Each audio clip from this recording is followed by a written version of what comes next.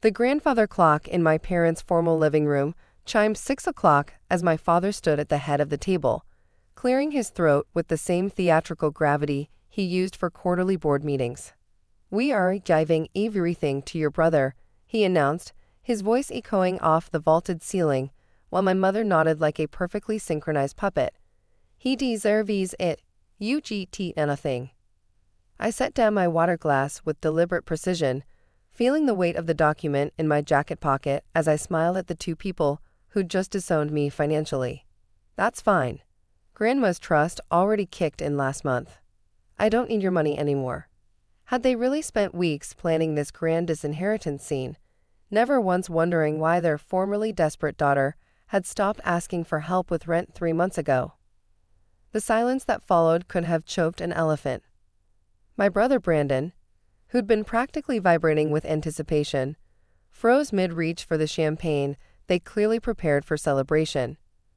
My mother's perfectly Botoxed face attempted surprise, but achieved only a slight widening of her eyes. My father's mouth opened and closed like a fish gasping for air. "What trust?" Mom finally managed, her voice climbing to that pitch she used when reality didn't align with her plans. "The Evelyn Morrison Grandchildren's Trust," I said, pulling the documents from my pocket. "Established 1987. Scheduled to mature when the eldest grandchild turned 35. Which happened to be me, last month." Brandon's champagne flute hit the table. "That's impossible. Grandma didn't have any money." "Grandma had plenty of money," I corrected. "She just didn't have money you knew about." Funny how that works when you actually visit someone in their nursing home instead of just waiting for them to die. My father snatched the papers from my hand, his reading glasses materializing from his breast pocket. I watched his face change colors as he processed the numbers. First red, then white, then an interesting shade of purple. $3 million, he whispered. 3.7 actually, I said. Plus the property portfolio. Turns out Grandma was quite the investor. All those silly penny stocks she bought in the 60s. Several of them became Fortune 500 companies. My mother wobbled on her designer heels. But we're her children. That money should have come to us. Should it? I asked. The same children who put her in the cheapest nursing home you could find? Who visited her exactly twice in 5 years? Who tried to have her declared incompetent so you could access her accounts? We were protecting her, Dad protested. You were protecting yourselves from the possibility she might spend her own money on her care, I said. Lucky for you, she saw that coming. That's why she set up the trust for her grandchildren instead. Brandon finally found his voice. Grandchildren. Plural. That means I get half. I actually laughed. Brandon, when's the last time you saw Grandma? He shifted uncomfortably. I've been busy with the company. The company Dad gave you after you failed out of business school, I noted. The one hemorrhaging money because you spend more time on the golf course than in the office. But to answer your question, no, you don't get half. I pulled out another document. The trust has very specific conditions. Recipients must have maintained regular contact with the grantor, defined as monthly visits minimum. Must have completed higher education without financial support from the trust. Must be employed in a position that, and I quote, contributes positively to society rather than merely extracting from it. That's discrimination, Brandon shouted. That's Grandma, I countered. She watched you very carefully, Brandon. Watched you take credit for other people's work. Watched you treat service workers like furniture. Watched you become exactly the kind of person she despised. My father had moved on to the second page, his face growing paler. The properties, these addresses. 6 rental properties in Manhattan, I confirmed. 2 commercial buildings in Brooklyn. And the crown jewel. That worthless shack in the Hamptons you always mocked her for keeping. It's worth $12 million now. We'll contest this, Mom said, her voice shaking. No court will uphold such a discriminatory document. Feel free to try, I said. Grandma used the best estate lawyers in the city, the same ones who handled the Vanderbilt trusts. Every word is ironclad. But more importantly, contesting means discovery. Do you really want lawyers digging into your financial history? Into why Grandma felt the need to protect her assets from her own children? The room fell silent again. I could practically see the wheels turning in their heads, calculating angles, looking for loopholes. Besides, I continued, you just announced you're giving everything to Brandon. Clearly, you don't think I deserve inheritance. Why should Grandma have felt differently? That's different, Dad sputtered. You're ungrateful. Disrespectful.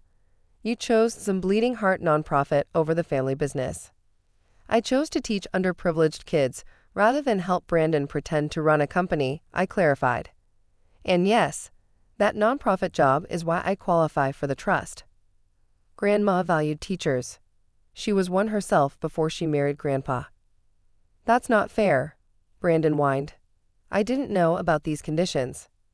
Neither did I admitted. The difference is, I visited Grandma because I loved her, not because I was angling for inheritance. I became a teacher because it mattered to me, not because I was positioning myself for money. The trust rewards who we are, not what we pretended to be. My mother sank into her chair, her perfect posture crumbling. How long have you known? The lawyers contacted me on my birthday, I said. I've spent the last month getting everything transferred, setting up the charitable foundation Grandma requested, and preparing for this moment. You knew we were planning this? Dad's voice was hollow. You invited me to a formal family meeting with required attendance. You've been dropping hints about family legacy and difficult decisions for weeks. Brandon's been measuring my childhood room for his home gym. Yes, I knew. I stood, gathering my documents. But here's what you didn't know. I never needed your money. I needed parents who saw value in something beyond bank accounts. I needed a family that understood worth isn't measured in stock portfolios. So you'll keep it all? Brandon demanded. Every penny. I'll keep what Grandma left me, I said. The $3 million is going into the foundation for teaching scholarships. She'd have loved that. I'll live in the Hamptons house and maintain it the way she would have wanted. The rental income will fund after-school programs in the neighborhoods where those buildings stand. You're giving it away? Mom looked physically ill. I'm using it the way Grandma would have, I corrected. To help people who need it. To make a difference. To be everything you taught me not to be. I headed for the door, then paused. Oh, and that family meeting you planned? Where you were going to dramatically cut me off and teach me a lesson about respecting family values? Consider it successful. I learned exactly what this family values, and it isn't me. Sophia, wait, Dad called out. Let's discuss this rationally. Now you want to be rational. I turned back. Was it rational to plan this whole production? To invite me here specifically to humiliate me? To have Brandon sitting there with champagne ready to celebrate my disinheritance? We were trying to motivate you, Mom said weakly. To do what? Abandon my students? Give up teaching to join Brandon in destroying Grandpa's company? Become the kind of person who measures success only in dollars? Family comes first, Dad said, falling back on his favorite platitude. Grandma was family, I shot back. Where was this philosophy when she needed care? When she was lonely? When she spent holidays alone because you were too busy vacationing in Aspen? Don't you dare, Brandon started. I'll dare whatever I want. I cut him off. I'm the one who held her hand when she was scared. I'm the one who listened to her stories about Grandpa. I'm the one who made sure she had fresh flowers every week because they reminded her of her garden. My voice cracked slightly. I'm the one who was there when she died, holding her hand, promising I'd make her proud. And I have. Not with money or business deals, but by being someone who gives a damn about something beyond myself. The champagne bottle stood unopened on the table, a monument to their premature celebration. I looked at it, then at them. My parents who'd chosen money over meaning, my brother who'd chosen privilege over purpose. the saddest part," I said quietly. "If you'd just been honest, if you'd said you were struggling financially and needed help, I'd have shared everything. But you had to make it about worthiness, about deserving, about teaching me a lesson. Well, lesson learned." I left them there in their formal living room with their formal furniture and their formal disappointment. As I walked to my car, my sensible, teacher salary car that I'd no longer need but would probably keep, my phone buzzed with messages. One from the lawyer confirming the scholarship foundation paperwork. One from the contractor about renovations on the Hamptons house.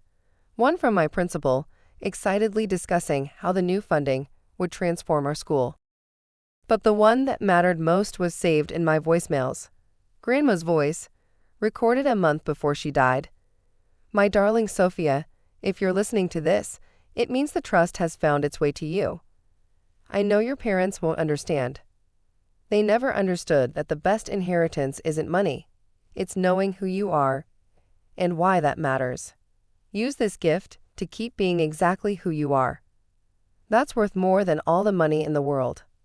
I sat in my car for a moment, looking back at the house where I'd grown up but never felt at home.